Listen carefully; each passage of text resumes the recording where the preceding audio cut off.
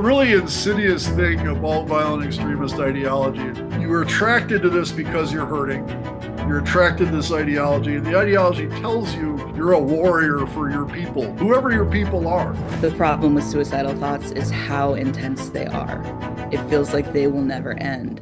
And when you're in that, you have this kind of tunnel vision. It feels like it's going to last forever. Majority of people look at a homeless person. They're a drug addict. They made bad choices. If homelessness was a punishment for bad choices, we'd all be homeless. The women that are struggling, that gives the blowjob at $5, this for me is pure 100% exploitation. I stabbed my wife 3 times one night because she wouldn't let me finish my bottle of vodka. Still not thinking I had a drink problem. Ultimately, 1 in 2 Americans will experience family estrangement. So that's 50% of the population. To be completely honest with you, I am a refugee, but I'm not just a refugee. Because I am George. I'm not George with Down syndrome or Down's George, because that's not me. Welcome to Purposeful Empathy, a show that is dedicated to amplifying the voices of people from across the globe who understand the world needs more empathy and are doing something about it. This season will inspire you to empathize with people who are regularly marginalized and misunderstood. You won't want to miss a single episode, so hit the subscribe button now. Thanks for watching and enjoy the show. Homelessness is solvable. We just lack the political and public will to make it happen. For every $100 increase in median rent, homelessness increases by 9%.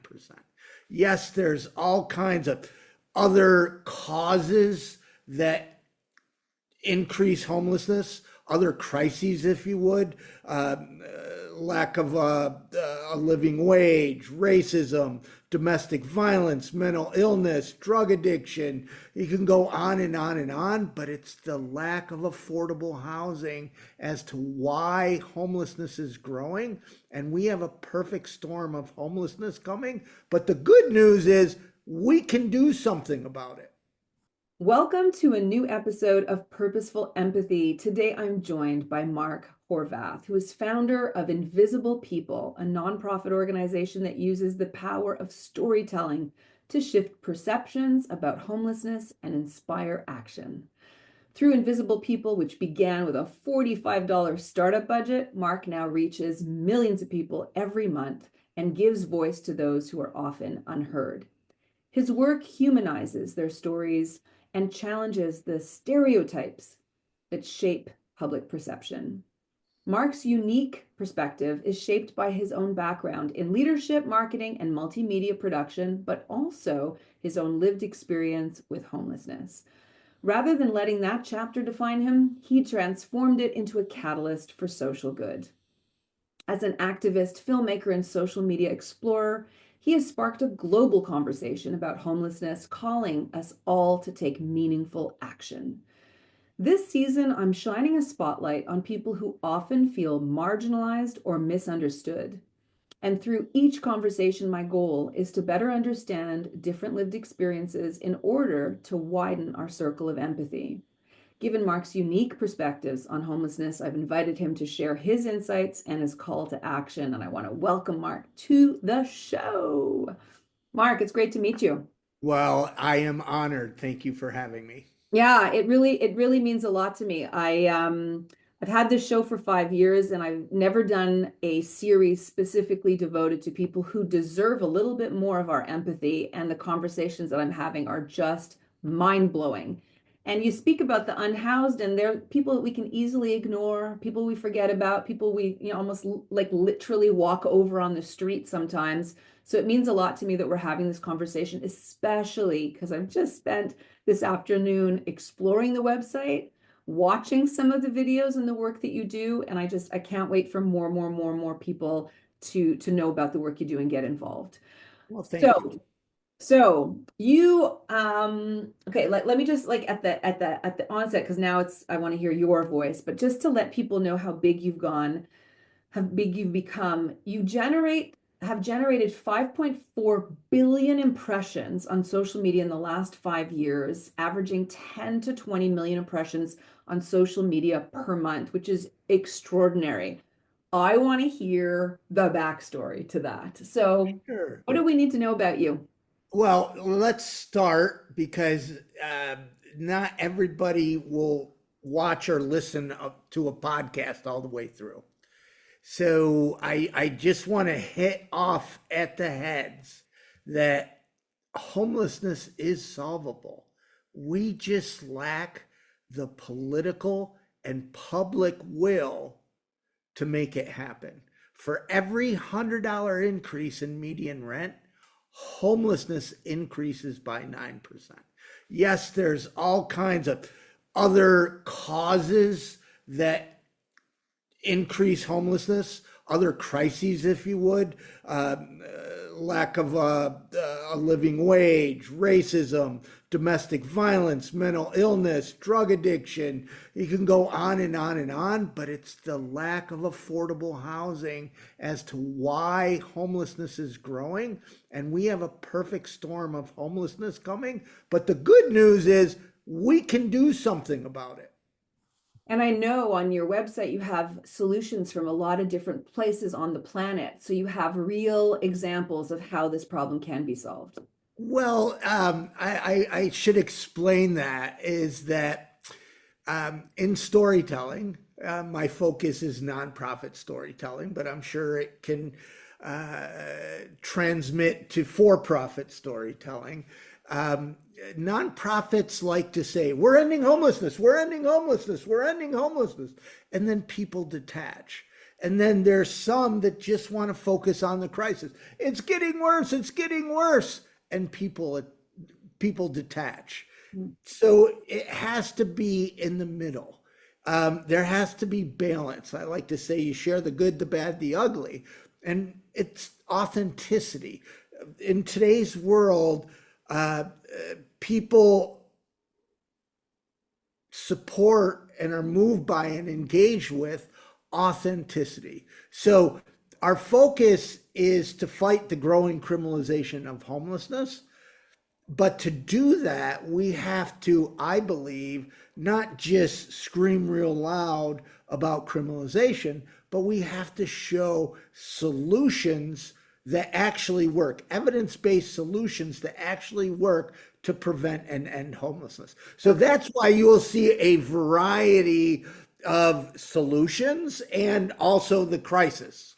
Got it. All right. Well, masterful storyteller, you've got us hooked. I'm going to come back to the question, what's your backstory? I want to know a little bit about you, Mark, so that we can relate to you and why this mission is important. I grew up in upstate New York, and I remember going to my junior, senior high school. I was in 7th grade, and the spider bike, I don't know if you remember those bicycles, the spider bike that I came out of school, and it was up in the trees, and all these seniors were laughing at me.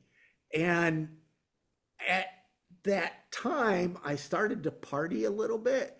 And then I started to meet some real bad people, if you would. And then I started dealing drugs. And a big part of it was that it gave me power, right? So now all those seniors were buying drugs off me. And I didn't have to worry about being harassed or bullied. So that just progressed, and I was playing music. I ended up, very much addicted to drugs. Playing music, came to Los Angeles to seek my fame and fortune, like most people do. And I ended up working in the television industry, Wheel of Fortune, Jeopardy, Married with Children. I never met Vanna White. It's not all parties like TMZ makes it out to be. There's, how I would explain it, the manufacturing end of television. I was directly responsible, or one of several people that were directly responsible for getting television shows to your TV set. And I was still a very high functioning alcoholic drug addict, and I ended up homeless on Hollywood Boulevard. So I rebuilt my life back to a 3-bedroom house and a cushy marketing job, new car in the garage, pool in the backyard. And in 2008, the economy tanked. It was such a dark time. And because I wanted to work, but I couldn't find any work. I was laid off. 2008, the economy tanked. I found myself out of work. It was really a dark time. I went, oh my gosh, around 19 months of unemployment, not consecutive, like I would get a job and get laid off and get a job and get laid off and get a job and get laid off. And then one day I decided, you know what? No, let me back up a little bit. Sorry, I haven't told these stories in a very long time.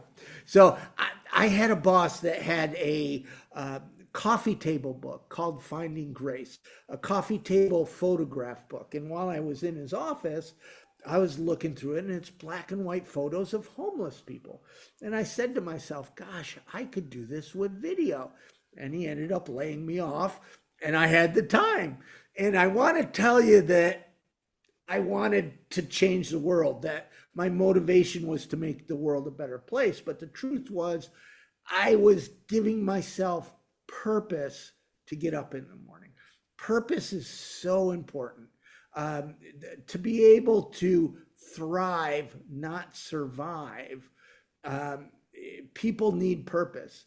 So I grabbed a camera. I had lost my video editing computer when I lost my house to foreclosure. I literally went from homeless to homeowner. So it ripped, oh gosh, emotionally so devastating that I lost this house that I, worked so hard to rebuild my life. But I could not edit the videos.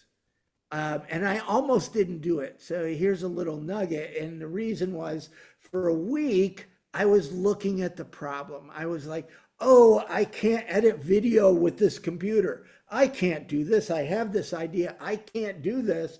I just can't do it. And then I just went, nobody's going to watch this stuff. And I put it up on the internet. The early Invisible People was first person interviews with homeless people, raw, unedited. And that was the magic. Back to authenticity. Authenticity has replaced production value. And people started sharing them and engaging with the content. And then it morphed into the nonprofit media publisher we are today.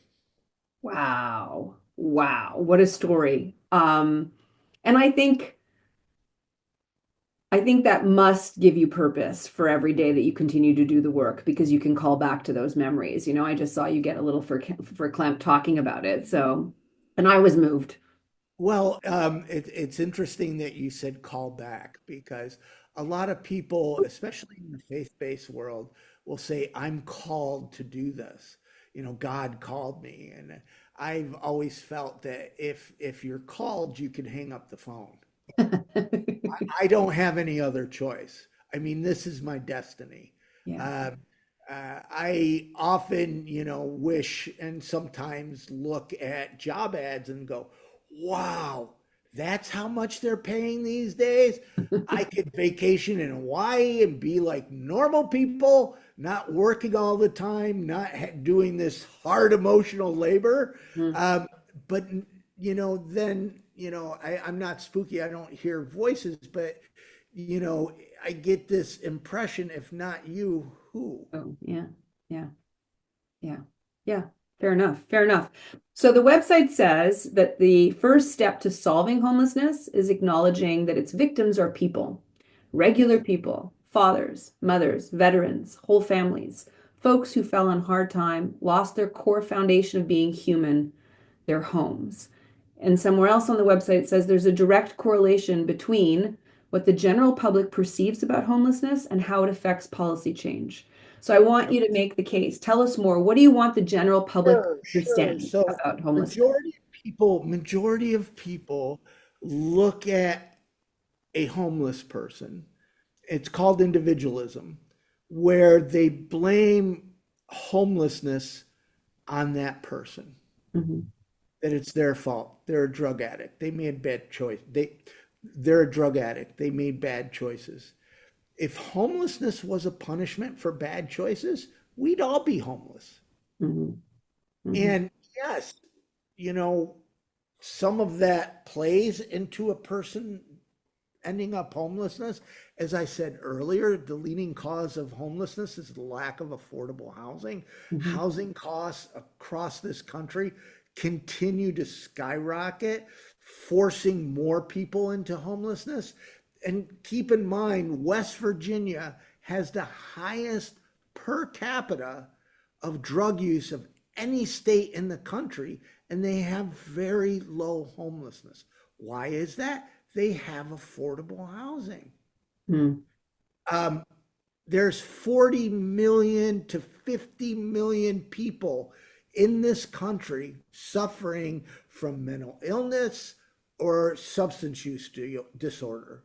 And most of them, the vast majority of them, will never experience homelessness in their lifetime. And as the public blames homeless people, they're not able to fix the affordable housing crisis. And you're blaming the one population that can't do anything about it. And there's many reasons probably why the public wants to blame homeless people. A lot of it is many of these harmful paradigms have been reinforced. Now we're seeing this political divide where it's not just homelessness. You have, DEI and immigration and abortion and all these wedge issues where we're othering people, which is just making it worse. But we do know how to prevent and solve homelessness. We have a documentary on our website. Well, we have several, but one is Finland, which has been reducing homelessness for 12 years in a row.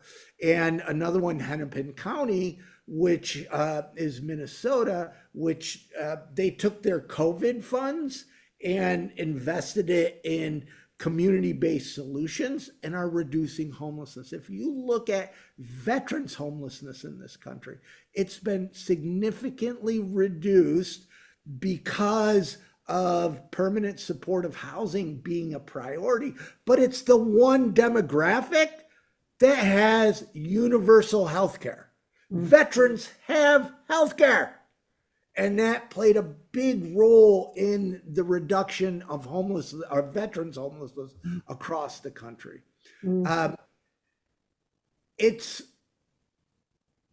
some places across the country, the division and what people, it's called not in my backyard, NIMBYs.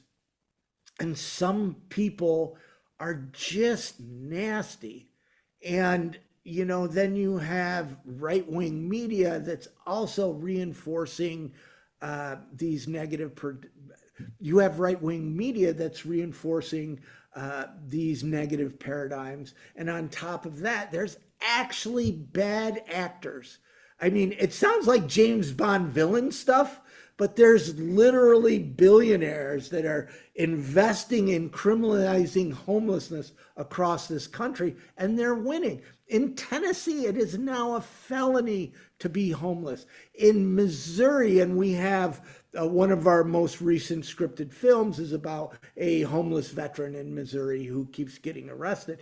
In Missouri, it's a $750 fine or 15 days in jail or both, but they're playing the long game as the state cannot invest in the housing needed to prevent and solve homelessness. And in Kentucky, which we're just recently in Kentucky and going back, people that own land can use lethal force. Lethal force. They can kill a homeless person.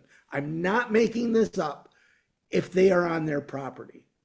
That is where this all is headed. I cannot even imagine thinking about this 2 or 3 years ago that this is going to come out of my mouth, but Donald Trump said it about 2 years ago. And I believe if it wasn't for the push to deport immigrants, that they would be focused on rounding up homeless people and putting them in internment camps.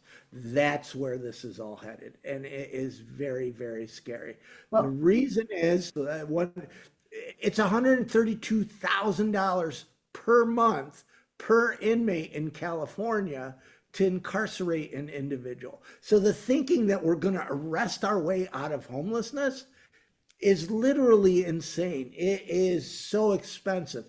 But on top of that, these homeless sweeps, you're finding people who cannot pay the fine, just puts them in the criminal justice system. But you're pushing homeless people away out into more rural areas to other parts of the suburbs. And it makes it harder for service providers to help them. So the bottom line is criminalization is insanely expensive, and it's gonna make homelessness worse. If you don't want to see that homeless encampment across the street or down the street, just wait a little bit, because criminalization is just going to make homelessness worse.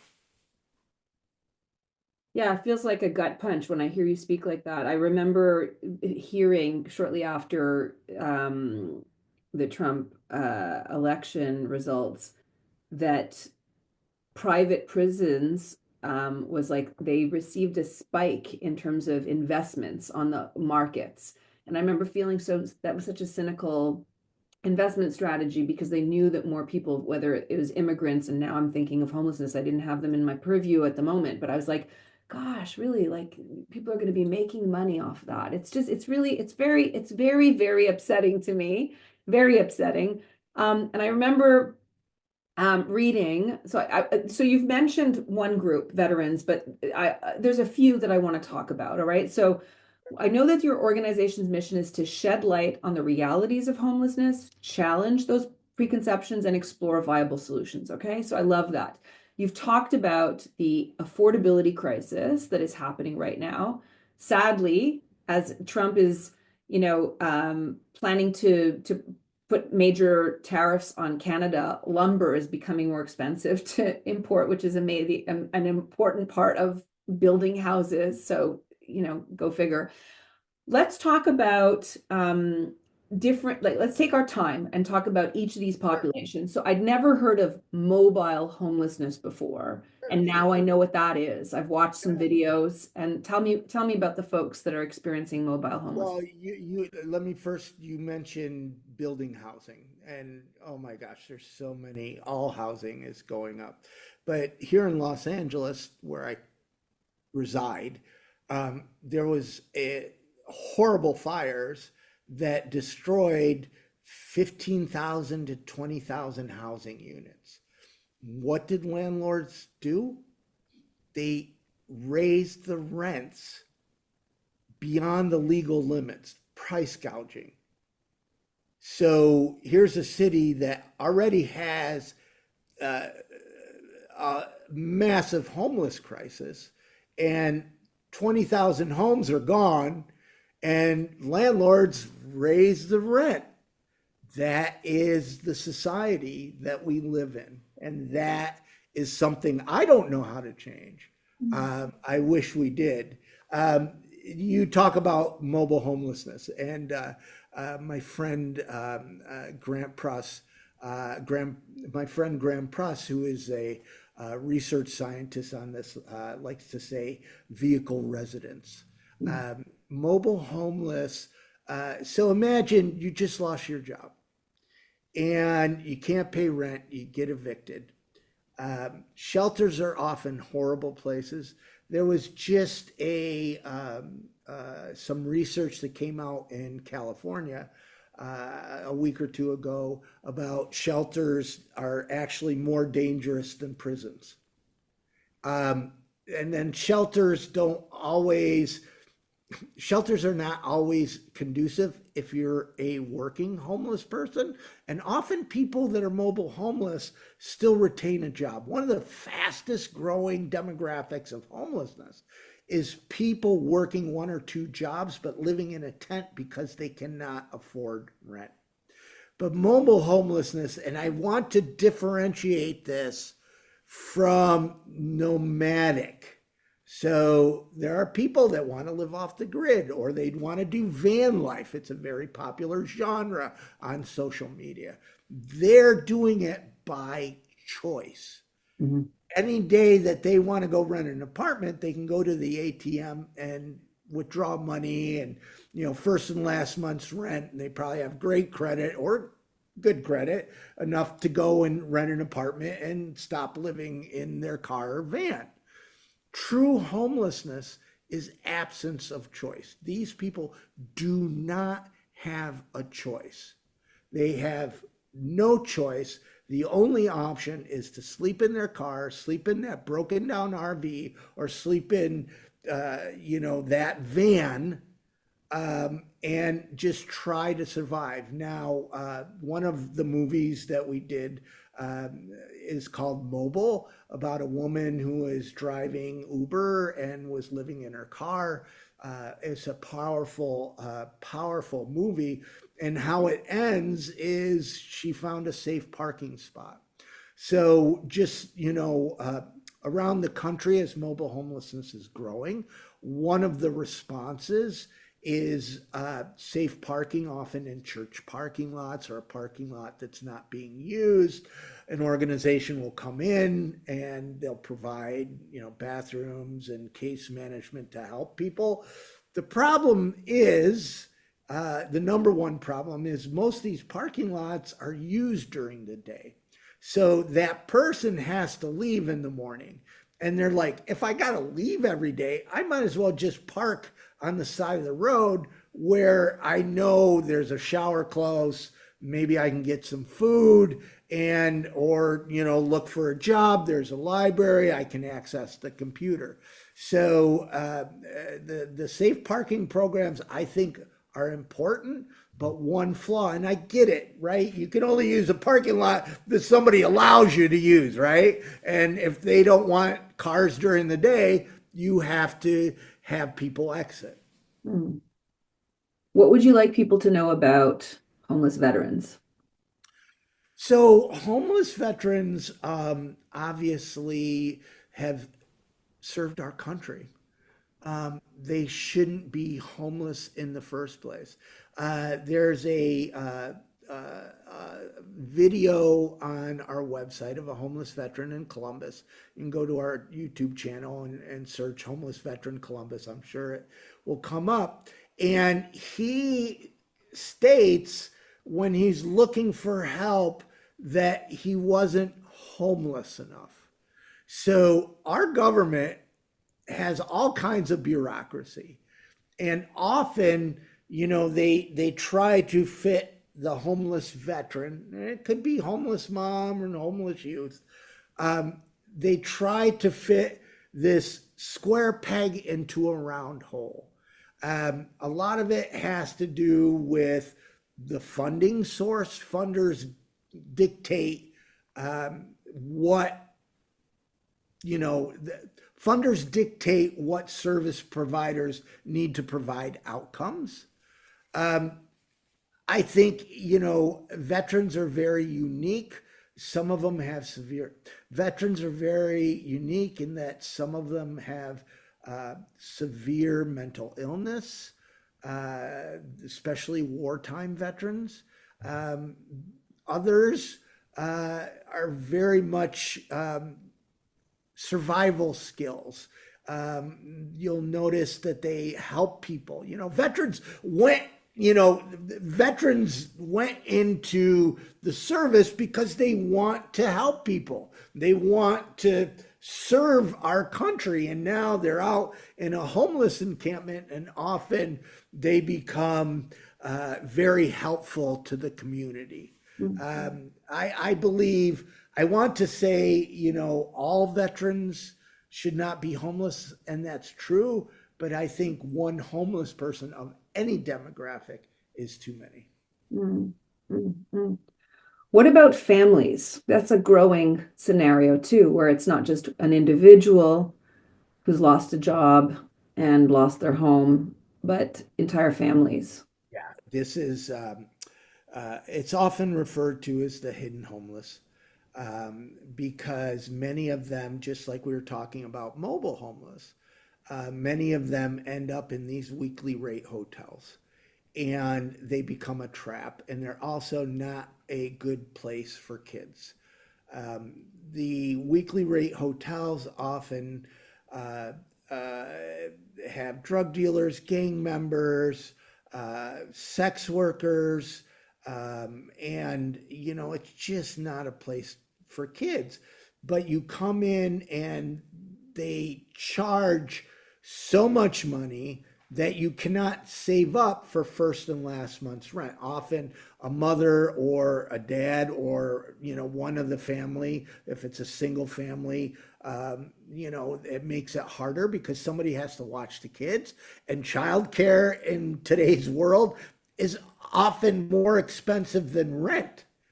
So it's nearly impossible for these families to get out of these weekly rate hotels. I was right before Christmas season this year, I was invited to go to New Jersey, and the weekly rate hotels were all filled with homeless families. And it was literally the state's homeless, no, it was literally the state's or the county's homeless response. They didn't have enough shelter beds, so they just leased out these hotels where families stayed at. Can you give a sense? I was a family case manager in Los Angeles, and I'm divorced with no goldfish, so I don't know how I ever became that person. Why they got me why somebody selected me for that position, but it was very rewarding. It was emotionally exhausting, but I learned a lot. Mm-hmm. Finally, what about youth homelessness? What can you say about that? Same thing. So, well, not same thing. So, youth homelessness, especially LGBTQ, we actually have a podcast coming up probably this week, or 2S LGBTQ plus, which the two spirit adds the indigenous. This was a Canadian research professor who's also transgender and a friend of mine. So most homeless youth are throwaways. They're not runaways.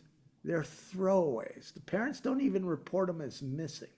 Some, because they're LGBTQ, are kicked out at a young age. And then, the kids have to survive. The youngest that I've ever interviewed a homeless youth, now legally in the United States without parental permission, you can't interview someone under 18 years old. So I'm interviewing them at age 18, but they said, I was homeless at 5 years old. I lived with my grandmother, and it was such a horrible experience. I just started living in the car in the driveway, and that just transitioned to me hanging out with the gang kids, and that is how this kid grew up. When we talk about choice and homelessness, I like to, well, it's not that I like to, I wish this story didn't even exist. We traveled with doctors, street medicine doctors, which I love. We have 4 documentaries following street medicine teams in California, and we met Perry. And when Perry was 12 years old, or I should say, Perry's mom was a heroin addict, and it made her feel good. when Perry was 12 years old, he came down with a cold, and his mom wanted Perry to feel better. So she shot him up with heroin at 12 years old. And he's been a heroin addict ever since. So is that a choice? Did Perry have a choice? And if you look back at the history with the mom, because, you know, I rarely will quote the Bible, but the one thing that it, you know, talks about is how poverty, sins of the father, is generational, right? And if you look back at the mother's life, you'd probably find a similar circumstance where the mother was introduced to drugs at a very, very young age.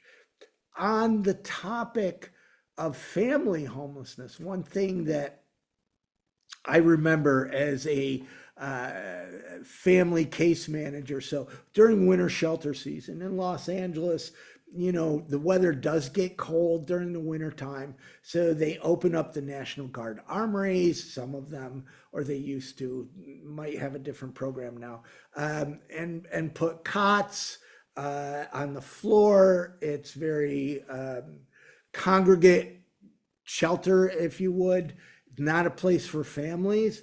So when a family came into the winter shelter, they had lost their housing, it was my job to take them to a hotel and then, you know, make sure that they're fed and that they are safe. And then I would pick them up the next morning and take them to our agency where hopefully we can find them a family shelter. And I'll never forget, we housed an older woman.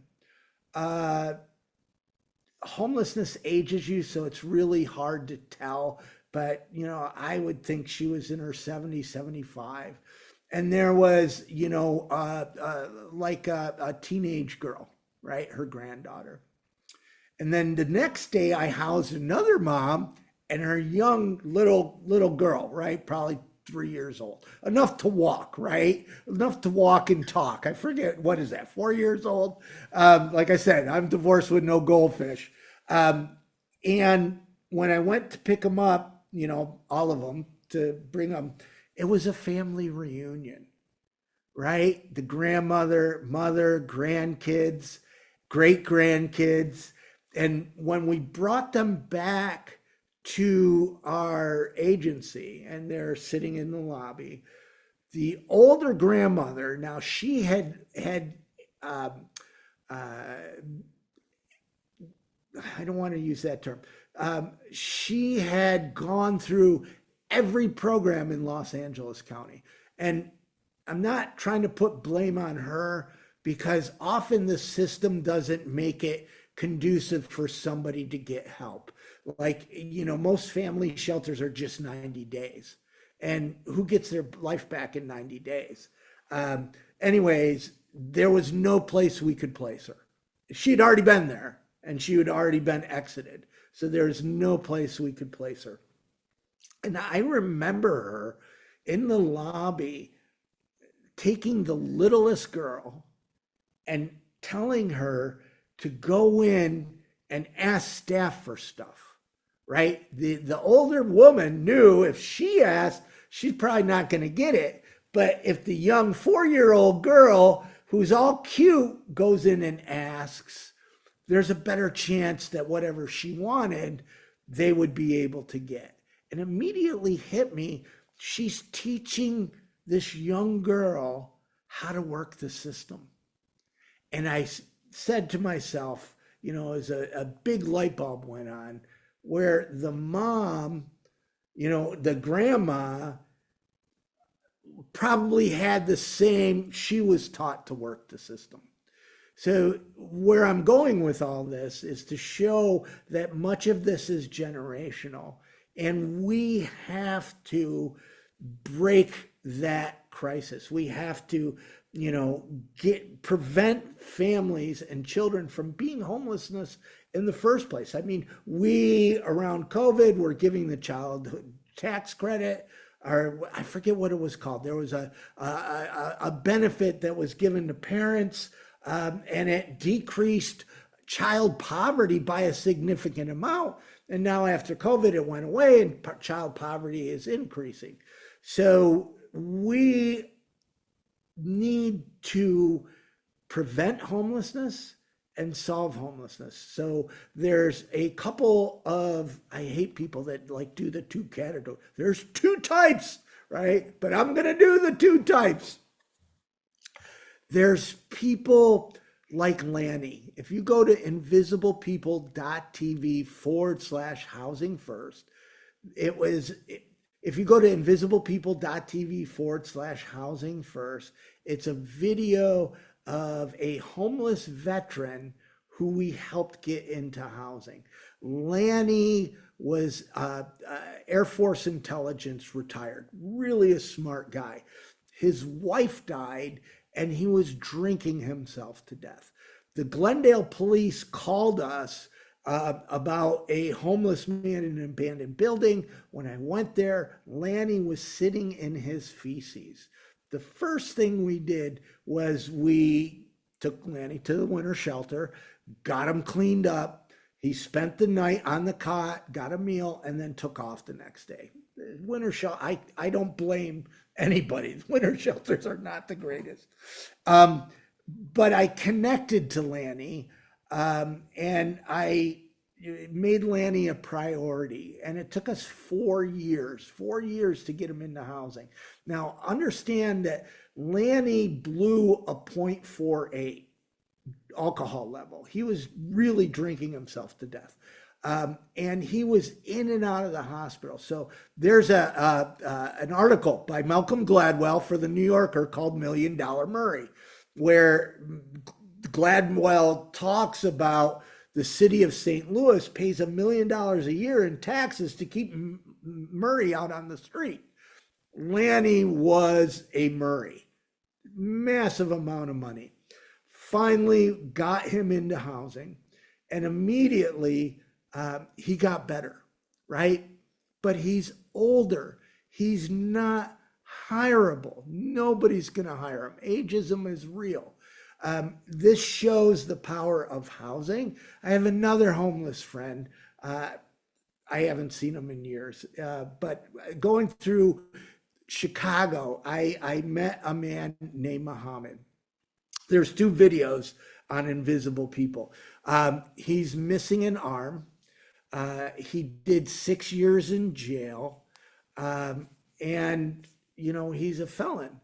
And he has 2 choices. So in Illinois, single adults cannot get welfare. So he can either reoffend, you know, steal some woman's purse or start dealing drugs or do something that will probably get him back inside. You know, the state of Illinois also said with 1 arm he could work, so he didn't qualify for SSI. But who hires an African American named Muhammad with 1 arm that is a felon? Nobody. He's not hireable. So people like Lanny and Muhammad, we know that if we get them into housing with support, with the right support, they will survive and thrive. And we have ended homelessness for people that either it's drug addiction, mental illness, or some other reason they're not hireable. Then there's people, the other side, who just need a little help, right? They fell back on their rent. They had a health insurance crisis or something that caused their homelessness. Majority, if you look at Skid Row or any city of homelessness, and there's 100 people, and you go back another year, 60 of them, 60 people, 60% won't be homeless. It's the 40% that ends up out there, right? And that grows and grows and grows. And it's probably changed that statistic with today's world has probably changed. But my point is that there's a good percentage of homeless people that one, if we prevent them from ever ending up homeless in the first place, we're going to save lives and save taxpayer money. Again, I like our Hennepin County documentary because we start right off with eviction prevention. So when a eviction notice is, the county went and made a law that when an eviction notice is placed on a door, there's the county hotline where the county hires lawyers, or they have staff lawyers that's going to help that person stay in their apartment.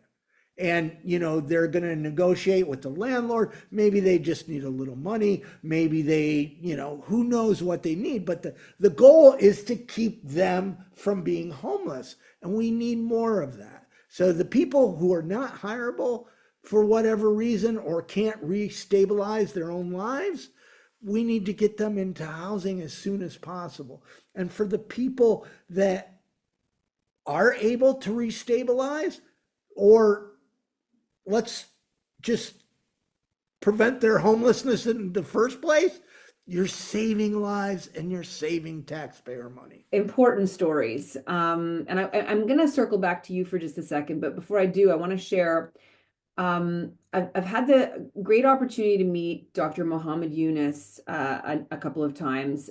He's the Nobel Prize winner of for his organization that does microfinance, right? Like small loans, where people who don't have collateral have access to anything in order to start up a business. And so he was actually an economist in Bangladesh, and there was a major drought, and people were experiencing food hunger, of course, and he saw people who were homeless. But for him, poverty had, material consequences: access to healthcare, access to education, all those things, food.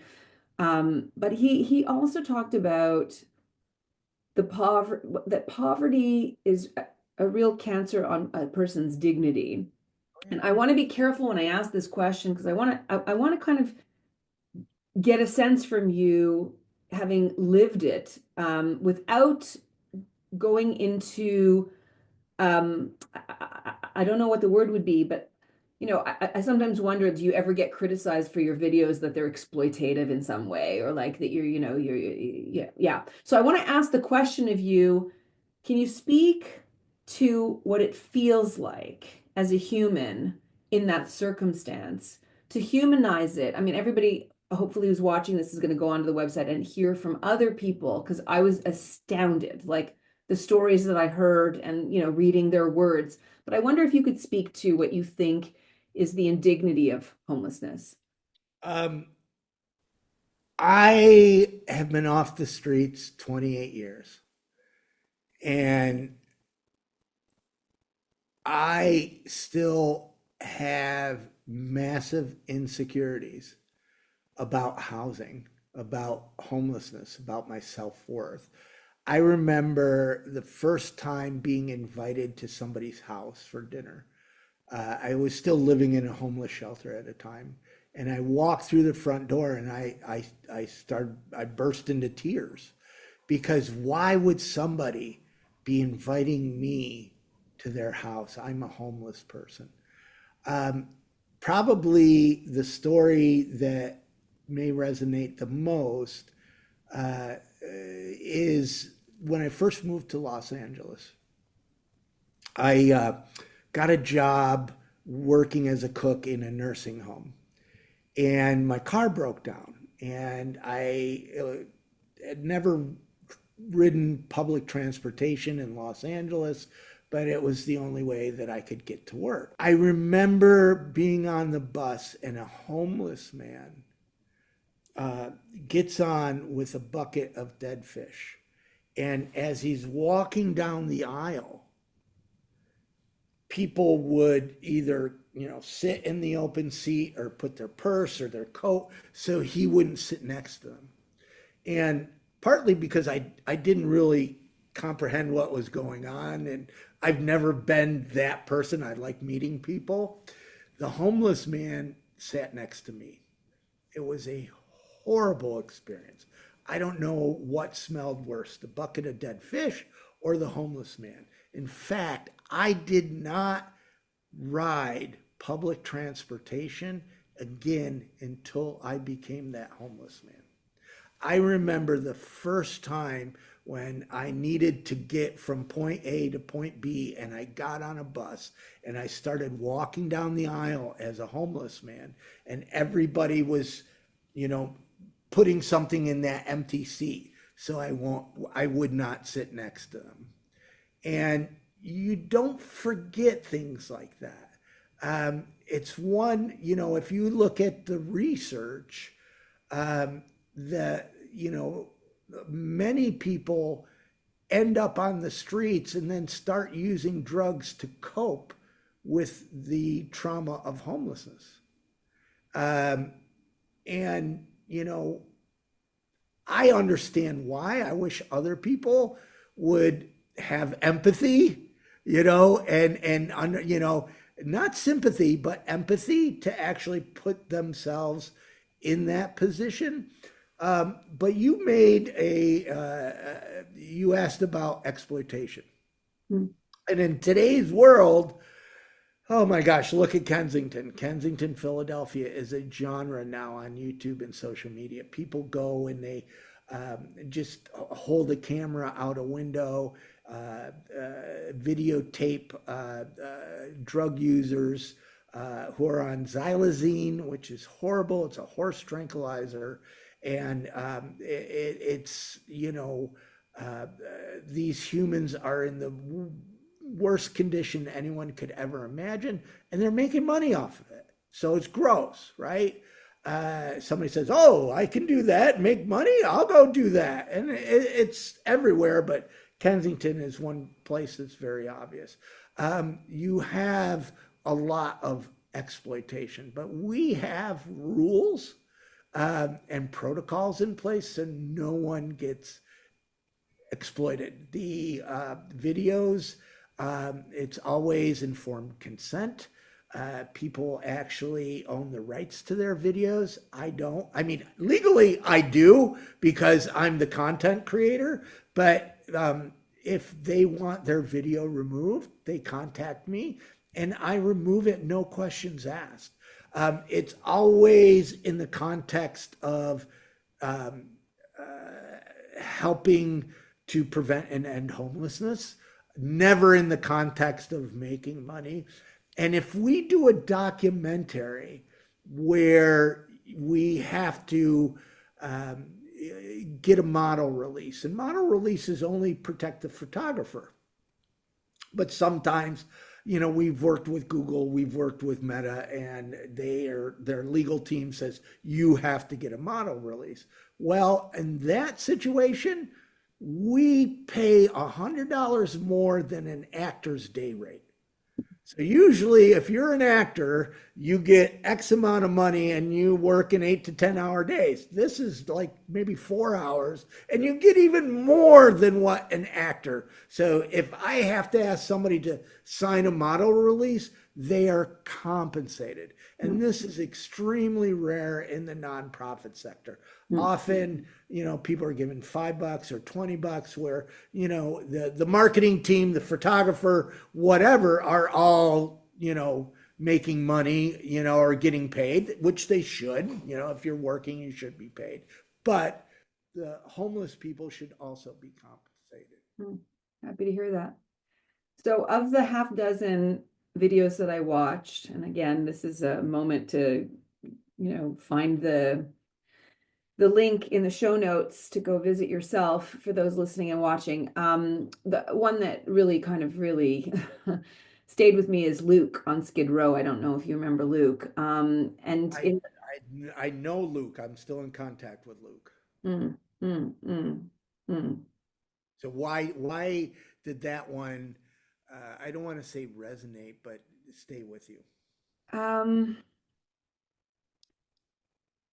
He seemed so sincere about his experience, and I just pictured him getting on the bus. In the early part of what he says, he's like, I was coming with my wife to Los Angeles to move in with my in-laws. And then as we were making our way to Los Angeles. They just didn't return our phone calls, and then they didn't greet us, and then we didn't have a place to live. And that's just how the story starts. And it was, I mean, he was speaking about, the horrors of his wife being assaulted, and what it's like to have, even dirty, stinky shoes stolen, and how it's not easy to find work if you're worried about getting all the stuff that you own taken away. Like, it's just so how do you get out of the misery? So it's just stuck with me. His story stuck with me. And you, at the end of the write-up on the page, you were quoted, I'm imagining this is your voice. "I pray Luke's story messes you up like it did me. We cannot continue to look the other way and ignore the growing homeless crisis in America." And then sort of at the homepage, there's a big in caps caution. "Some content may be offensive. Our hope is that you'll get mad enough to do something to prevent and solve homelessness." So what do you want us to do? What is your call to action? Yeah. So it's been a while since I've watched Luke's video. We text probably every couple of months. There's a line that he said, and I'm not going to, maybe I'll quote it correctly. He said, "Skid Row hurt me in ways that I'll never know." He said something like that, and that really stuck with me. He also talked, everything you said was spot on, but he also talked about how gangs on Skid Row tax homeless people. Like, they want a piece of whatever you got, panhandling or whatever, or they're going to set your tent on fire. There's 150 tent fires here in Los Angeles, which are dangerous. Right. And I'm sure some of them are from cooking. People got to eat. Some of them are, from smoking or whatever. But most of them are because of gangs taxing that individual. And if you're upset about fires, and you should be, we just learned how dangerous fires are in Southern California. Well, let's solve homelessness. And to your question, I always break it down into three things, right? Is educate yourself and others. We have a learn more section, but the National Alliance to End Homelessness, the National Low Income Housing Coalition, the National Law Center of Homelessness and Poverty are all great resources. There's a lot of misinformation online. We post daily news, videos, and educate yourself. Educate yourself and those around you. Number two is get politically active, especially now. I mean, there's massive job cuts. I read yesterday that somehow this DEI Trump thing is stopping funding for affordable housing. It's just so bad. Many of the cuts were support for disabled veterans. I read yesterday, that they're closing the ability for people to access Social Security online. So there's people that, you now have to, most people on Social Security that I know, especially Social Security disability, they don't have money for a bus pass, right? They're disabled. They're not going to easily be able to go into the Social Security office, but now that's going to, be mandatory, and it's going to create more homelessness. And I could go on and on and on. And I know that, calling your legislators, showing up at town halls, emailing, being politically active isn't sexy, right? I mean, it's, you don't get that feel good moment from it like you do with charity work, but charity has never solved the social crisis. And right now, we need to change policy. And if we don't, homelessness is going to continue to get worse, worse, worse. So educate. So educate number 1, 2, get engaged, get involved. 3. I'll give you the short recap. And number 3 is find a nonprofit or a mutual aid group in your community and support them. And a nonprofit or mutual aid group that's working to solve homelessness, not maintain homelessness. And there is a difference. And whether it be financial or volunteer or whatever. So educate yourself, get politically active. We need your voice now more than ever. And find a local nonprofit or mutual aid group and help them all you can. Mark, I have a last question. I want to thank you for the hour that we spent together. This was very meaningful to me.